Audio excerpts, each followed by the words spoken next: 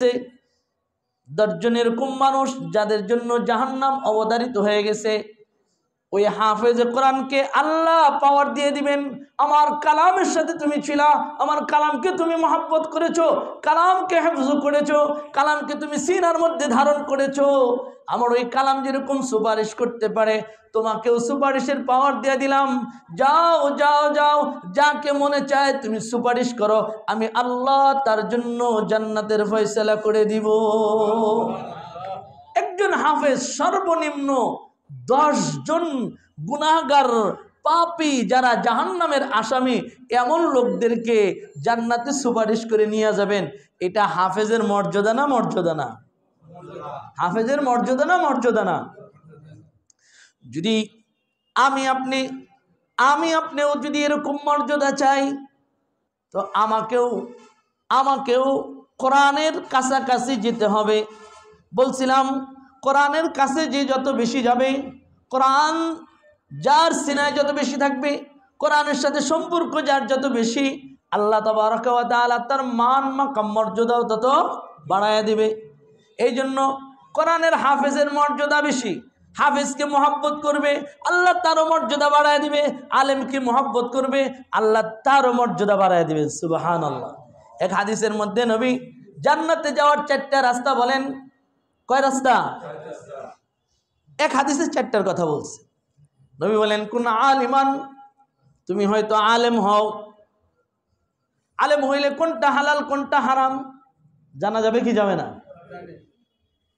কোনটা হালাল কোনটা হারাম, কোনটা মালিকের কথা কোনটা মালিকের কথা না, কোনটা মালিকের হুকুম কোনটা মালিকের হুকুম না, তুমি জানতে পারবা, জানা অনুযায়ী আমল করতে পারবা। 2 নম্বর নবী বলেন, কোন আলিমান আও মুতাআল্লিমান, আলেম যদি না হতে পারো অন্তত আলেমের ছাত্র হও। কি হও? আলেমের ছাত্র হইলে আলেম থেকে জিজ্ঞেস করে আলেমের থেকে শিখা তুমিও হালাল হারাম চিনবা। কোন আলিমান আও মুতাআল্লিমান, যদি তুমি আলেম না হতে পারো ছাত্র হও, ছাত্র না হতে পারলে তুমি আলেম থেকে জিজ্ঞেস করে আলেমের কথা শুইনা নিজের জিন্দেগির আমলগুলো বাড়াবার চেষ্টা করো। তুমি আলেম না, হালাল হারাম চেনো না, আলেমের ছাত্র হতে পারো নাই, এলেমও শেখো নাই, এখন তোমার হালাল হারাম চেনার রাস্তা। এবার তুমি আলেমকে জিজ্ঞাসা করো, হুজুর কোনটা হালাল কোনটা হারাম, কোনটা করব কোনটা করব না। হুজুর মন চাইতেছে ব্যাংকে টাকা রাখি, কিভাবে রাখবো? ঘরে রাখলে চুরি হয়, ব্যাংকে রাখলে সিস্টেম কি, কোনটাতে আমি গুনাহগার হব না? আলেমে কি করবে? বলে দিবে। হুজুর ছেলে বিয়া করাবো, বয়স হয়েছে, পাত্রী কোথার থেকে আনবো, কেমন আনবো? বিয়ার মজলিসে গায়ের হলুদ কয় নাম্বারটা করব? কথা বোঝেন নাই? আলেমকে জিজ্ঞাসা করবে, হুজুর ছেলে তো বিয়া করাবো, মেয়ে বিবাহ দিব, আল্লাহ বলেন গায়ে হলুদে কয় নাম্বারটা করব? আচ্ছা, মুসলমানের বিয়েতে গায়ে হলুদ আছে? গায়ে হলুদ আছে মুসলমানের? করে না মুসলমান? করে না? গায়ে হলুদের অনুষ্ঠানে হাজি থাকে না, গাজী থাকে না? মুসলমান, গায়ে হলুদ যদি মুসলমানের অনুষ্ঠান না হয় তো কেমনে আমি থাকি, কেমনে আমি হাজি থাকি, কেমনে আমি আলেম থাকি, কেমনে আমি সাথী থাকি? বলতেছিলাম আলেম হও, আলেম না হলে আলেমের ছাত্র হও। এটা সুযোগ না থাকলে আলেমকে জিজ্ঞাসা করে কথা শুনে চলো। যদি এই সুযোগ তোমার না থাকে তাহলে অন্তত দিলের মধ্যে আলেমের হাফেজের মহব্বত রাখো, তোমার ওই মহব্বত তোমাকে পরপারে জান্নাতে নেওয়ার ব্যবস্থা করে দিবে। কথা শোনার সুযোগ নাই মানে কথার কথা মনে করেন, জালেম আমার কারাগারে ভরে ফেলছে, এখন আমি নামাজ কেমনে পড়বো, অজু কেমনে করব, পানি নাই, তায়াম্মুমের মাসলা জানি না, আলেম তো নাই, জিজ্ঞাসা করতে পারি না, ফোন করব সুযোগ নাই, 10 বছর মনে করেন রইলাম। হঠাৎ একদিন বের হইতে পারছি, আলেমরে কইলাম, হুজুর মাসলা অনেক জুমে রয়েছে, জিজ্ঞাসা করতে পারতেছি না, দেখেন পায়ে ডান্ডা হাতের ডান্ডা, কিন্তু দিলের মধ্যে আপনার মহাব্বত আছে। কথা বুঝেন কি বোঝেন না? এই যে আলেমের মহাব্বত, আল্লাহ তাবারক ওয়া তাআলা মুহাম্মদুর রাসূলুল্লাহ সাল্লাল্লাহু আলাইহি ওয়াসাল্লামের জবান দিয়ে বুঝান, কয় তোমার এই মহাব্বত তোমাকে পরকালে জান্নাতের ব্যবস্থা করে দিবে। ওয়ালা তাকুন খামিসান ফাতাহলিক, 5 নম্বর শ্রেণীতে যায় না, আলেমের শত্রু হয় না, হাফেজের শত্রু হয় না, আলেম বিদ্বেষী হয় না, ফাতাহলিক ধ্বংস হয়ে যাইবা। কয় হুজুর কত তো বিরোধিতা করলাম, ধ্বংস তো হইলাম না। আরে ভাই ধ্বংস, চূড়ান্ত ধ্বংস, যে জাহান্নামী হয়ে যাবে ওইটা হলো তার চূড়ান্ত ধ্বংস। আর চূড়ান্ত সফলতা হইল যে জান্নাতে। এই জন্য ভাইরা আমার, বন্ধুরা আমার, বলতেছিলাম হাফেজ কি করবে? সুপারিশ করবে। মনে আছে কথা? এখন যদি আমার সাথে হাফেজের সম্পর্ক থাকে, আমি আটকে গেলে হাফেজ আমাকেও তো কি করতে পারে? কথা বলেন না, সুপারিশ করতে পারে কি পারে না?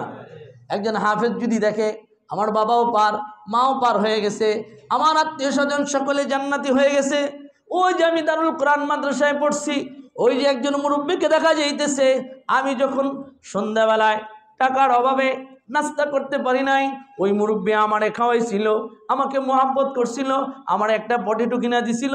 আরে মুরব্বী তো আটকে গেছে, এবার বলুন তো ওই আলেম ধরবে কি ধরবে না? একটা ঘটনা বলি, অল্প সময়ের মধ্যে শেষ করে দেই, বলবো? এই যে আপনারা যারা দাড়ি পাকা মুরব্বীগুলো বসে আছেন, মাদ্রাসার খেদমত করেন, অনেক যুবক বসে আছেন মাদ্রাসার খেদমত করেন, মসজিদের খেদমত করেন, আলহামদুলিল্লাহ, এটা খুশকিসমত যে আল্লাহ তাবারক ওয়া তাআলা আমাদেরকে এর সাথে কি করছেন? লাগায়া রাখছেন। আমি আল্লামা ইয়াহইয়া মাহমুদ দামাত বারাকাতুহু ওনার বয়ানে শুনেছিলাম, উনি কিতাবের রেফারেন্স দিয়েছিলেন, আমার কিতাবের নামটা মনে নাই, আমি ওই আলেমের রেফারেন্সে বলতেছি। গ্রামের মুরব্বী, টাকাওয়ালা, পয়সাওয়ালা, উনি একটা মাদ্রাসা করছে। মাদ্রাসা আছে না গ্রামে? মাদ্রাসায় কোনো বোর্ডিং নাই, বাচ্চারা যারা পড়তে আসে ওই মুরব্বী নিজের অর্থায়নে তাদেরকে খাবারের ব্যবস্থা করেন। ঘরে মানুষ নাই, বুড়িমা পাকায়া দেয়, মুরব্বী মাথায় করে ছাত্রদেরকে খাবার দেয়। 3 বেলা বুড়িমা পাকায়, বাবাজি মাথার মধ্যে নিয়ে সন্তানদেরকে যেভাবে আদর করে খাওয়ায়, মাদ্রাসার তালেবে ইলমদেরকে ওইভাবে খাওয়ায়। আপনাদের এখানে লিল্লা বোর্ডিং আছে না? খাওয়ান লাগে তো। উনি নিজের ঘরটাকে লিল্লা বোর্ডিং বানা ফেলছে। আল্লাহু আকবার।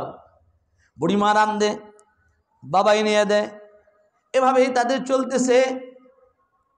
মনের একটা তামান্না, হ্যাঁ ওই দিন আল্লাহ যেন এই রুসিলে আমাকে কি করেন? পার করেন। আচ্ছা, আপনারা মাদ্রাসা দান করেন, এটা কি আশা? মাদ্রাসার থেকে আপনাকে এটার বেনিফিট লাভ দিবে? 1000 দিলে 2000 দিবে, আশা কি?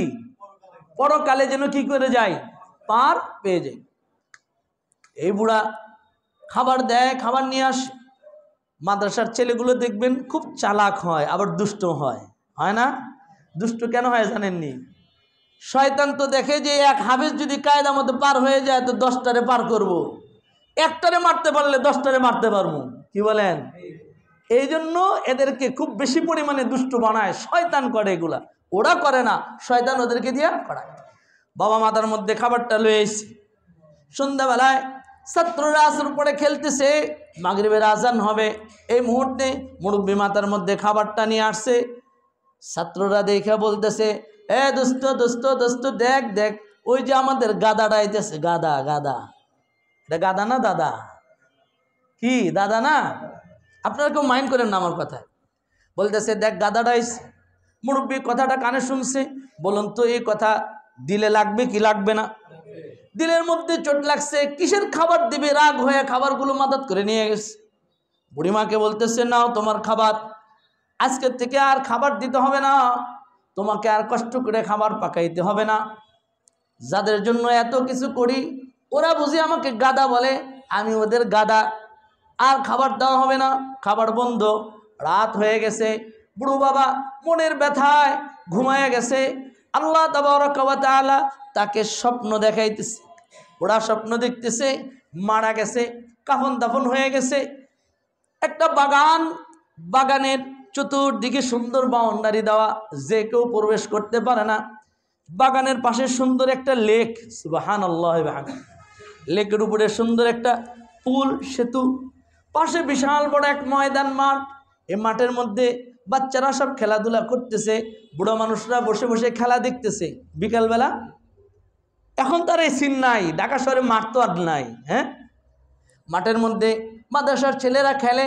ওই যে ছেলেগুলো যাকে তাকে গাদা বলছিল ওরাও খেলতেছে। মাগরিবের আজানের আগে হুজুররা ডুনটুনি বাজাইলে, কলিং বেল চাপলে, বেল পিটাইলে ছাত্ররা কিন্তু পঙ্গুবালের মতো দৌড়ায় ঘরে ঢোকে। দেখছেন কি আপনারা? এবার ওই বুড়ো বাবা স্বপ্ন দেখতেছে, সে ওখানে বসে বসে যে ছাত্ররা সব খেলতেছে, হঠাৎ ঘুমটি বাজছে, তো সব ছাত্ররা পুলের উপর দিয়ে দৌড়ায় বাগানে চলে যাইতেছে। আল্লাহু আকবার। সব দৌড়ায় বাগানে চলে যাইতেছে। ওরা যখন পুলের উপরে মাছ বরাবর, তখন আমারও মনে চাইলো সন্ধ্যা যেহেতু হয়ে আসছে, আমিও বাগানে যাই, আলো আমি নেই। আমি যখন বাগানে যাওয়ার জন্য পুলে যাইতেছি, কে যেন খপ করে আমার হাতটা ধরে বলে, বুড়ো তোর যাওয়ার অনুমতি নাই, তুই পার হইতে পারবি না। এখানে যে কেউ উঠতে পারে না, এখানে তারাই উঠতে পারে যাদেরকে আল্লাহ টিকিট দিয়ে রাখছেন। বুড়া স্বপ্ন দেখতেছে আমি আটকায় গেলাম। ওরা মাছ বরাবর গিয়া, মাছ সেতুর উপরে গিয়া বাম দিকে তাকায় দেখে আমি বুড়াটা আটকে গেছি। এবার ওরা বলে, দোস্ত দোস্ত থামো থামো থামো। কেন থামো? কয় থামো এই কারণে, ওই যে দেখো আমাদের গাদাটা আটকে গেছে, গাদাটারে যদি সাথে না নেই গাদা যাইতে পারবে না। ওরা আবার ফেরত আইসা আমার হাতটা ধরলো, এক টানে ওদের সাথে আমাকে বাগানে নিয়ে গেল। আমার ঘুম ভেঙে গেল। আমি আমার ইমামের কাছে চলে গেলাম, স্বপ্নের তাবির বললাম। ইমাম বলল, আপনি যে মাঠটা দেখেছেন ওটা দুনিয়া, ওটা দুনিয়া। ওই যে পুলটা দেখেছেন ওটা হলো ফুলসেরাত, আর নিচে যে দেখেছেন ওটা হলো জাহান্নাম, ওটা হলো জাহান্নাম। আর ওই যে বাগানটা ওটা হলো জান্নাত। ওই যে সন্তানরা কোরআনের হাফেজ, ওরা আল্লাহ তাবারাকা ওয়া তাআলা জান্নাতে ঢোকার ঘন্টি বাজায় দিছে, ওরা দৌড়ায় জান্নাতে চলে যাইতেছে।